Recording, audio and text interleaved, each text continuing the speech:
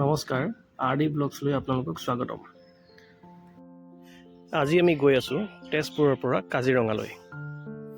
আৰু আজি আপোনালোকক দেখাম ৰ'দৰ বতৰত আকাশত ডাৱৰে কিমান সুন্দৰ পৰিৱেশৰ সৃষ্টি কৰে।